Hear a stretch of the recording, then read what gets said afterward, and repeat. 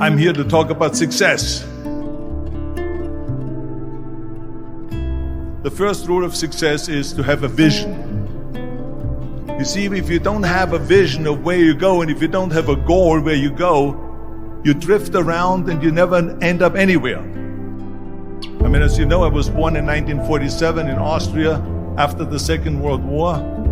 So I was very fortunate that I stumbled onto my vision. And I didn't really like Austria when I grew up. I couldn't wait to get out of there. I couldn't see myself becoming a farmer or a worker in a factory or anything like that. Even though my parents wanted me to stay there and have a normal life. But that was their vision, not mine. My vision was totally different. I felt that I was born for something special, for something unique, for something big. Then one day I went to school. I remember I was 11 years old, and they showed a documentary about America.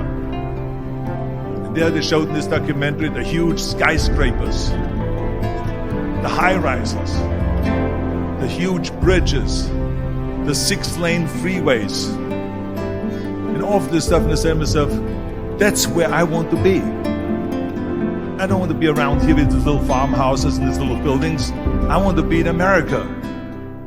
One day after school, I walked by a store in Graz. So I went inside and I looked around, and then I saw a magazine. I saw a bodybuilding magazine that had Reg Park on the cover. Reg Park was then a 3-time Mr. Universe.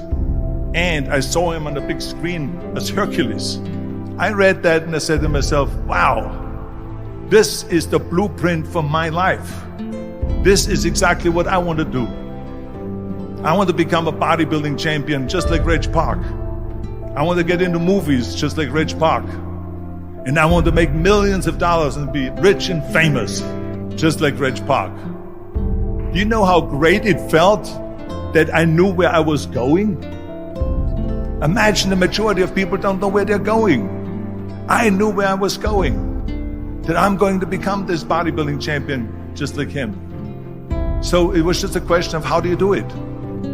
I was so relieved, because when you have a goal, when you have a vision, everything becomes easy. So people always ask me, when they saw me in the gym in the pumping iron days, they say, why is it that you're working out so hard? 5 hours a day, 6 hours a day, and you have always a smile on your face. And I told people all the time, I said, because to me, I'm shooting for a goal. In front of me is the Mr. Universe title. So every rep that I do gets me closer to accomplishing that goal, to make this goal, this vision turn into reality. Every single set that I do, every repetition, every weight that I lift will get me a step closer to turn this goal into reality. So I couldn't wait to do another 500-pound squat. I couldn't wait to do another 500-pound bench press. I couldn't wait to do another 2,000 reps of sit-ups. I couldn't wait for the next exercise. At the age of 20, I went to London and I won the Mr. Universe contest as the youngest Mr. Universe ever. And it was because I had a goal. So let me tell you something, visualizing a goal and going after it makes it fun. You've got to have a purpose no matter what you do in life. You've got to have a purpose. 74% hate their job in America. Now, this is not much different when you come to Europe. The majority of people don't like what they're doing, because they're really not doing it because they didn't have a goal and they followed this goal. They just aimlessly drift around, and then all of a sudden there's a job opening, so they get that job because you have to work. But then when you work, it's a chore. It's work. It's not fun. So if you think about, only a quarter of the people really enjoy what they're doing in life. That is unbelievable if you think about it. So I felt so blessed that I knew what I was doing. It's like a medical student that studies and knows he wants to become a doctor. You know where to go. And the same thing is also in politics. I remember that in politics, I had a very clear vision that I will be the leader of California. That's as far as I could go because I was not born in America, so I could not run for president. So being the governor of the fifth largest state, the largest state, the fifth largest economy in the world, was for me really the ultimate title, the ultimate accomplishment in politics. So even though people came up to me and says, why don't you go and run for something smaller, you're never gonna make it. I ran for governor, and then 2 months later I became governor of the state of California. Again, because I had a very clear vision what I'm gonna do with California. So that's rule number one, have a vision. Rule number two is, don't listen to the naysayers. Don't listen to the naysayers.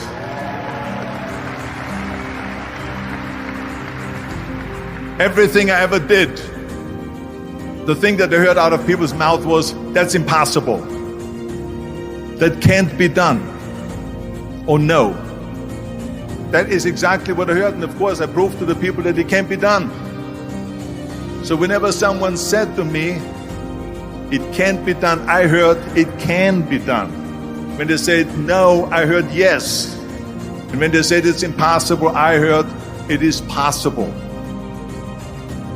I'm a strong believer of what Nelson Mandela said, that everything is always impossible until someone does it. Well, I'm going to be the one, I said to myself, I'm going to do it and I'm going to show it to them. Maybe it has never been done before. That's perfectly fine with me. But I'm going to do it. And I did not listen to the naysayers. It's all about the hard work that you put in. I said to myself, in bodybuilding, I worked out 5-6 hours a day. I'm going to do the same thing now for acting. And of course, I went to college to study English. I studied the accent removal, acting classes, and all of this stuff all day long. I worked and I worked and I worked. And within a short period of time, I made one movie called Hercules in New York, which of course went right into the toilet. But it didn't discourage me. I still had the same vision. And then all of a sudden I did Streets of San Francisco. I did Stay Hungry and Pumping Iron and The Villain. And then all of a sudden I was asked by Dino De Laurentiis and by Universal Studio to star in Conan the Barbarian.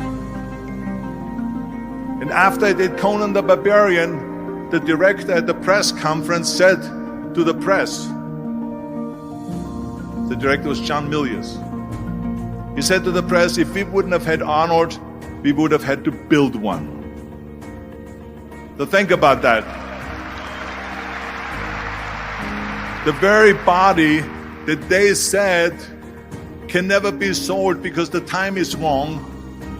A few years later, I'm doing Conan the Barbarian, and it was the #1 hit at the box office when it came out in the summer of '82. Think about that. And the director says, if we wouldn't have had his body, we would have had to build one. So all of a sudden, my body became an asset, not a liability. And the same thing was with Terminator. After we were finished filming Terminator, Jim Cameron said to the press, if Arnold wouldn't have had that accent and talked like a machine, I think the movie wouldn't have worked. So think about that. The body and the accent that they attacked was an asset. But I didn't listen to those losers. I didn't listen to them at all. It's just the reality of it is that you cannot listen to the naysayers. So this is a very important lesson for all of you. So when someone says, no, this is a stupid idea, you in your mind, you don't have to say it, but in your mind just say this of you asshole. What do you know?